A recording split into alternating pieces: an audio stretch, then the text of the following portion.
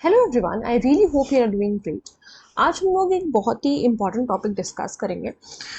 Decree versus order में क्या difference होता है उसे आज हम डिस्कस करेंगे। आई नो आप पहले भी कई जगह से पढ़ चुके होंगे, शायद मैंने ही बताया होगा, लेकिन ये थोड़ा सा और मैंने चाहा है कि इसे और इलेबोरेट किया जाए और इसमें कुछ पॉइंट्स हैं जो आपको ध्यान रखने हैं। और ये पीडीएफ एज इट इज़ आपको मेरे टेलीग्राम चैनल पर मिल जाएगी, आप वहाँ से इसको कलेक्ट कर सकते हो और अपने नोट्स में चाहे तो आप इसे प्रिंट निकाल करके शामिल कर लीजिए, या तो बेस्ट रहेगा कि आप इसे लिख लें। ठीक है, आइए देखते हैं कि डिक्री और ऑर्डर में क्या डिफरेंस होता है। दोनों अलग अलग चीज़ें हैं, इनको मिक्स करने की कोशिश बिल्कुल भी मत करिएगा। यहाँ पर एक थोड़ी सी दिक्कत है, ये डिक्री है, ये ऑर्डर है और ये बेसिस है। इसके लिए मुझे माफ़ करिएगा और आइए शुरू करते हैं। सबसे पहला बेसिस क्या है? मीनिंग। दोनों की मीनिंग ही अलग है, यानी कि जो इसका मतलब है वो ही अलग है। सबसे पहले क्या कह रहा है? Decree is the official proclamation of the adjudication of जज। अब आपको कोई आपसे पूछे कि एडजुडिकेशन क्या होता है तो आप क्या बताएंगे? डिटर्मिनेशन या एप्लीकेशन ऑफ जुडिशियल माइंड। जब हम कहें कि जज ने कोई बात एडजुडिकेट करी है तो इसके कहने का ये मतलब है कि जज ने वहां पर अपना दिमाग लगाया है, अपना जुडिशियल माइंड लगाया है और उसके बाद वो किसी डिसीजन पर पहुंचे या किसी निष्कर्ष पर वो पहुंचे। ठीक है, so a decree is the official proclamation of the adjudication by the जज, जहां पर वो पार्टीज की राइट्स को एक्सप्लेन कर रहे हैं ऑफ द पार्टीज कंसर्न, जो कि उस सूट के रिस्पेक्ट में है।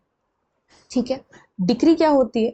डिक्री वो है जो कि एक ऑफिशियल या आप ऐसे कह लो फॉर्मल एक्सप्रेशन है। अगर मैं आप लोग आपकी उसकी भाषा की बात करूं, सीपीसी की फॉर्मल एक्सप्रेशन है, कोई इनफॉर्मल चीज नहीं होती, वो फॉर्मल है। ठीक है, फॉर्मल एक्सप्रेशन है, लिखित आती है, उसमें सारी चीजें लिखी होती हैं कि इस पार्टी की ये राइट्स एंड लाइबिलिटीज है, इस पार्टी की ये राइट एंड लाइबिलिटीज है। ठीक। ऑर्डर क्या होता है? ऑर्डर एक official announcement of the decision taken by the court defining the relationship of the parties in the proceedings. या मैं अगर इस पे ना भी जाऊं, मैं आपको एक बहुत सरल शब्दों में इस बात को समझाने की कोशिश करूंगी। देखो, ऑर्डर क्या होता है ना, ऑर्डर इंटरिम हो सकता है, यानी प्रोसीडिंग्स के बीच में आता है। ठीक है, प्रोसीडिंग्स के बीच में आता है। जैसे मान लीजिए कि कोर्ट को पता लगाना है कि कोई फलाना प्रॉपर्टी की बात है, अब उसमें पता लगाना है कि उस प्रॉपर्टी पे कितना चार्ज है, उस प्रॉपर्टी की मार्केट वैल्यू क्या है, फलाना चीज़ें कोर्ट को पता लगानी। भाई 40 चीज़ें होती है, कोर्ट को पता लगानी पड़ती, तब वो किसी निष्कर्ष पर पहुंच पाएंगे, किसी पर्टिकुलर चीज़ का जजमेंट दे पाएंगे। तो ये जो बीच में ऑर्डर्स आ रहे हैं ना कि पता लगाओ कि उस प्रॉपर्टी की कितनी मार्केट वैल्यू है, क्या है, उस प्रॉपर्टी पर कोई चार्ज है या नहीं है, इसके लिए भी कोर्ट खुद तो उठ के जाती नहीं है, कोर्ट ऑर्डर ही ना करती है। तो ये ऑर्डर्स वो ऑर्डर्स है। ठीक है, इतनी बात आई होप समझ में आ गई होगी। अब देखिए, बेसिस क्या है? पास। दूसरी चीज है decree, it is pass in a suit. मतलब कहाँ पास करी जाती है? It is pass in a suit initiated by the presentation of plate. इसमें बेसिकली सिर्फ आपको सूट की डेफिनेशन दे दी गई है कि पास करी जाती है सूट में, जो कि इनिशिएट होता है प्लेन के प्रेजेंटेशन से।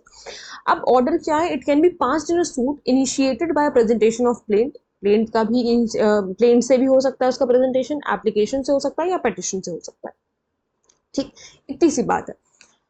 अब deals with substantive legal rights of the parties. Substantive legal rights बताता है डिक्री पार्टीज की, और ऑर्डर की में क्या पता चलता है? प्रोसीजरल लीगल राइट्स जो है वो पार्टी की पता चलती है।